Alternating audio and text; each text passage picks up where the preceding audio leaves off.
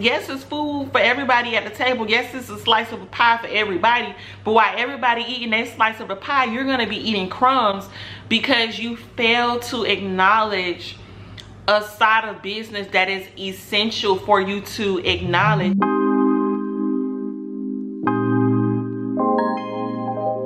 So here's the deal.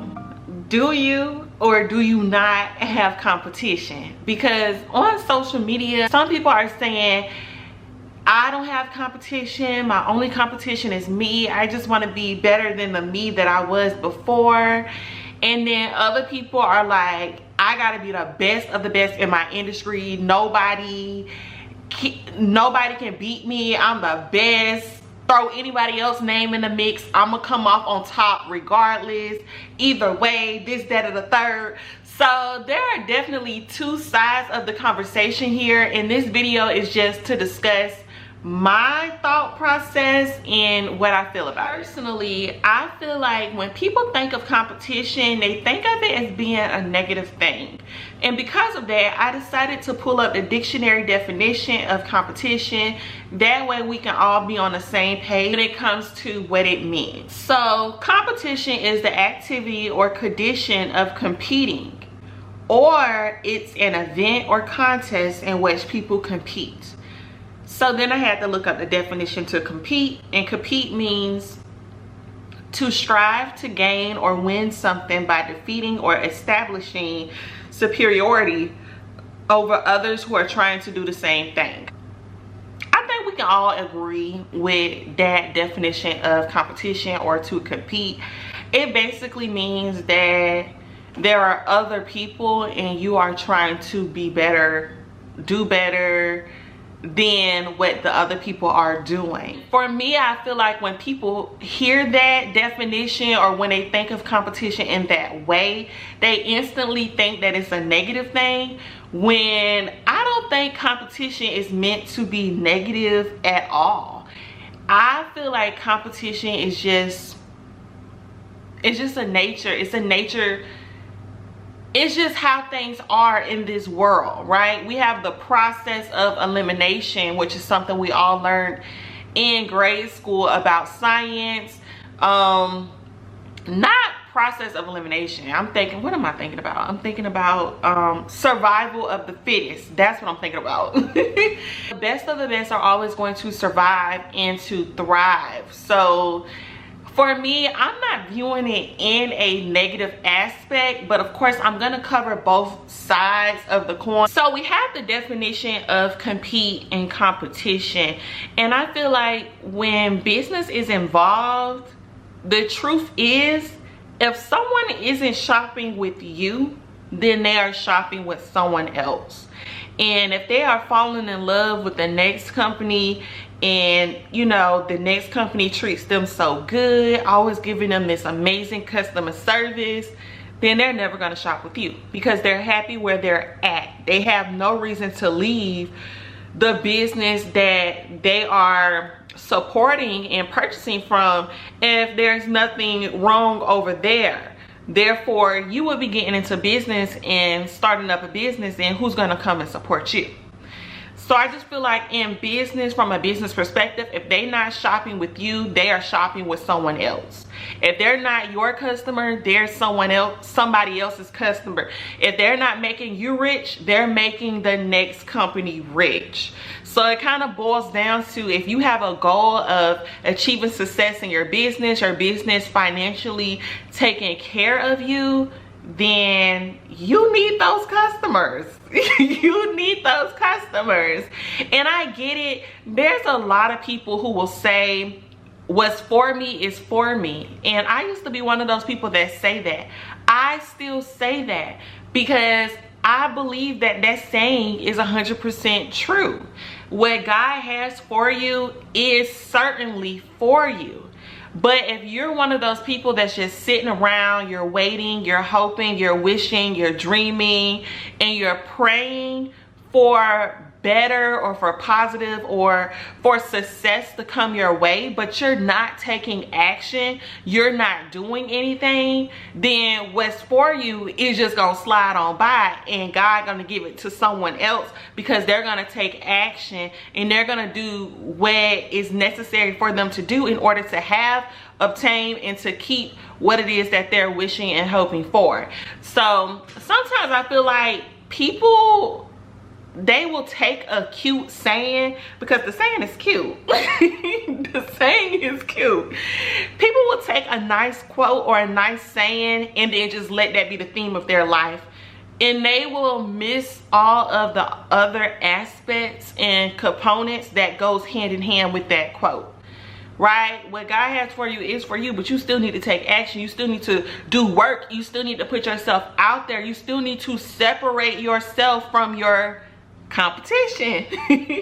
To go back to what I was saying earlier, I feel people have a negative viewpoint when it comes to hearing the word competitor or competition.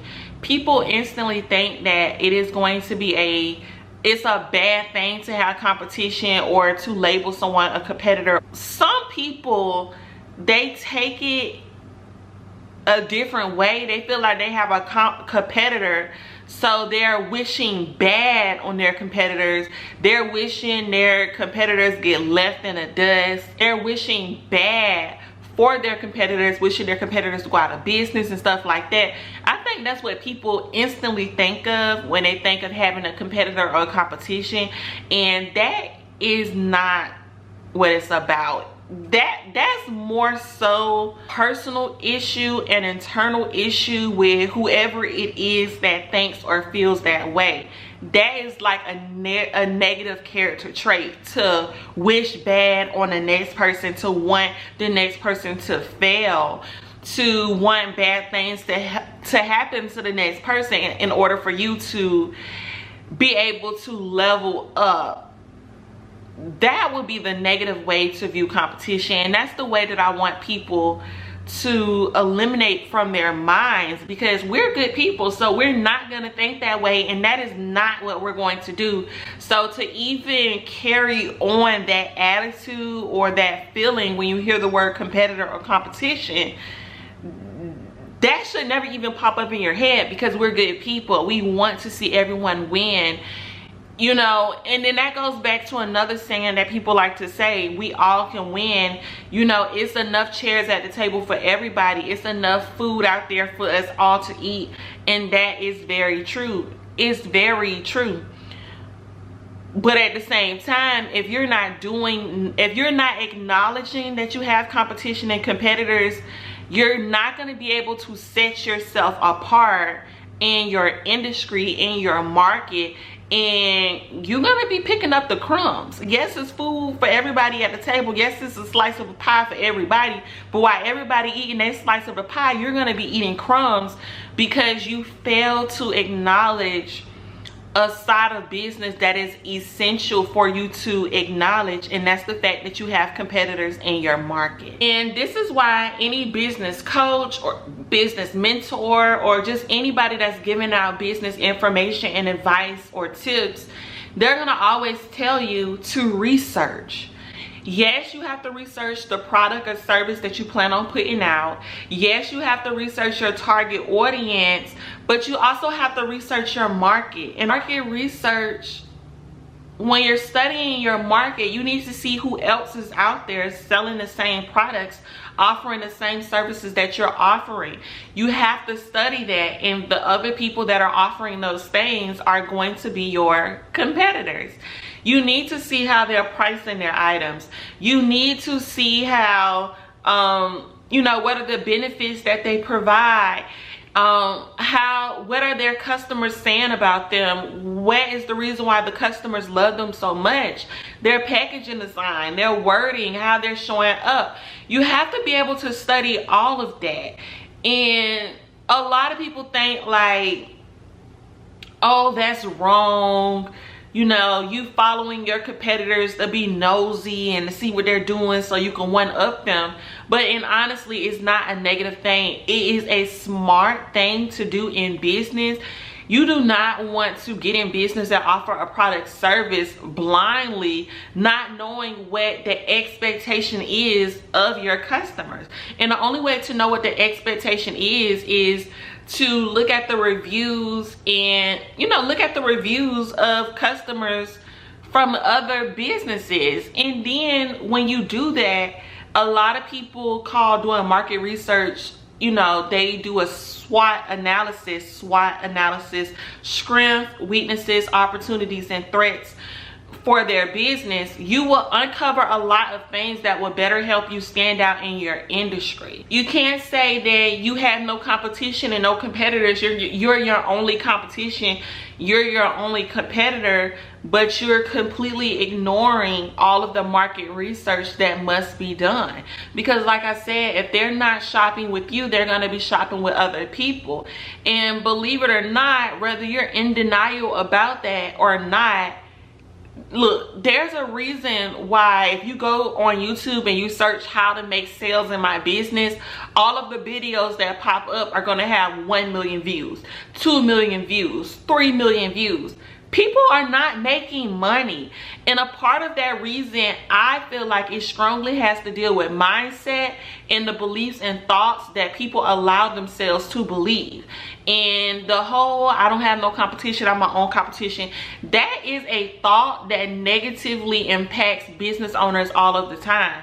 Which is why I'm making this video, to help people see a different side of things. Because the last thing you want to do is limit yourself and your ability to make money because you're holding on to a belief due to only looking at the negative side of things, when studying your market and your competition is going to positively impact you and your business. So to answer the question, do you have competition? Yes. Yes, as a business owner, you have competition. And there are two different types of competition that you have. The first one is going to be with yourself. So it's not wrong to say that you're competing against yourself. You want to be better than who you were yesterday in your business. That you are in competition with yourself. You just can't leave out the other half of it. But when you are competing against yourself, this is the only time where you can be negative, raw, have strong opinions, and can be highly critical. Because a lot of people aren't getting where they want to get in life because they're lying to themselves. They're telling themselves, oh, everything's okay, everything's gonna work out, you know. And they're making excuses for themselves. They're not taking action. They're not doing what they need to do. They're not overcoming fears. They're not getting up out of bed and working. They want to sleep in all day. Like, people are not real with themselves. And when you're not real and honest with yourself, it is going to greatly impact you in a negative way. So if you want to be brutally honest with someone, always do that with yourself. Always do that with yourself.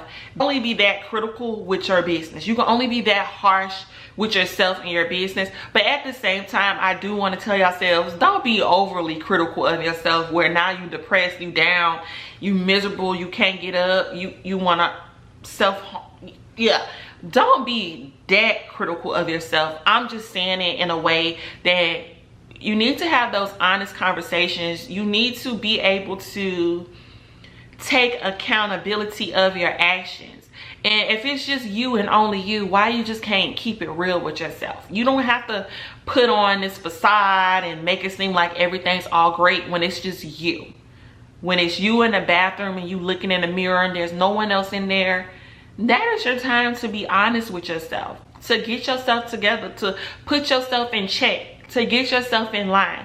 People, I strongly suggest that a lot of people do it, because I just, as a business owner and someone who offers business courses and I give out tips and advice, that is probably the number one thing that I see that stops people, is just the things that people are doing to themselves because they don't want to acknowledge the fact that they're doing things to themselves.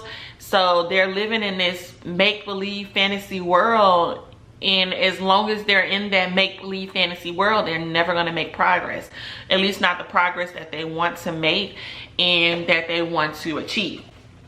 So yeah, the type of competition that you have with yourself, you can be straight up honest and real with yourself. The other type of competition is going to be the other businesses that are serving the same target market, target audience as you. Now, you're not going to be critical, brutally honest, you know, and critique the heck out of the next business owner and to wish and pray for their downfall. You're not going to do that. You are not to do that. That is not how you are supposed to view your competitors and treat your competitors and behave towards your competitors. You should always be respectful of your competitors. But like I said before, you also want to study your competitors. So look at what they're doing good. Look at what they're not doing good. Look at areas of improvement and things that they need to work on. Because whatever they're not doing that is making customers unhappy, you can use that in your business that is going to allow people to want to come to your business instead. Because the truth is, as an individual or as a business, we're not going to be able to please everyone. We will not make 100% of people happy. So the percentage of people that are not happy with us is because of something we're doing that they don't like, right? And whatever that is, if you as a business owner can pick up on that, whatever the negative thing is that the other business is doing, you can use that as a benefit for you. And that's going to be a reason why people are going to come and shop with you. And then on top of that, you can still collaborate with your competition. I don't know if you guys remember, but back in like 2019, Burger King and McDonald's collaborated, right? These are two multi-billion-dollar companies. They sell burgers and fries. They basically sell like the same thing. So for them to be these huge competitors, for them to collaborate was awesome. It was mind-blowing. What happened in their collaboration was, for one day, Burger King decided to tell all of their customers, today you're not gonna buy no Whoppers. Don't buy a Whopper today. We would rather you go to McDonald's and purchase from McDonald's, because McDonald's are giving a percentage of their proceeds to fight against childhood cancer. So yes, Burger King was sending customers to McDonald's, but what the outside world is seeing is, wow, two companies can come together for a great cause. Now I want to support Burger King even more, or I want to support McDonald's even more. So when these huge competitors decided to put their competition together and to basically come together as a union for one day, they were well respected. I mean, nobody who was thinking about Wendy's, Chick-fil-A, Sonic, Arby's, whatever else is out there, baby. Nobody was thinking about them that day. Everybody was thinking about McDonald's and Burger King. So don't forget that just because you are competing with someone, that doesn't mean that that's going to cancel out the ability for you guys to collaborate and to work together for a good cause, but also to increase your sales volume. Nowadays, you will see luxury high-end brands collaborating with other brands that might not be at the same level of luxury or high-end. So you will see Skims, which is a very good quality. I mean, well, Skims do consider themselves luxury, but I don't feel like they're on the same level as Chanel. You get what I'm saying? But you would see companies like Skims collaborating with Fendi. You see companies like Gucci collaborating with Balenciaga. So just because you're in the same industry as someone and they could be viewed as being your competitor, that does not mean that you can't collaborate with them. So this is basically my take on having competitors and competition when you are in business. Hopefully this allows somebody to have a different viewpoint on how to go about viewing competition, because the truth of the truth is, if the people not shopping with you, they're shopping with someone else. And if you're sitting back right now and you don't have orders coming in every day, or if you have orders coming in every day but it ain't 100 orders every day, then it might be because your competition is dominating in that industry and they're doing something that you're not. So it's time to sit back, study your competition, and put a game plan together so that you can equally level, so that you can level out the playing field, or you can be the one that's dominating for however long and you're able to line your pockets because you deserve it too. But thank y'all so much for watching this video. If y'all want to see more videos like this, or better yet, if you have a topic that you've been seeing and you want my viewpoint or my take on it, leave that topic in the comments down below. I'm trying to make more videos and put out at least 4 videos every week, which means I'm gonna need some topics, okay? So help me out. Thanks so much for watching, and until next time.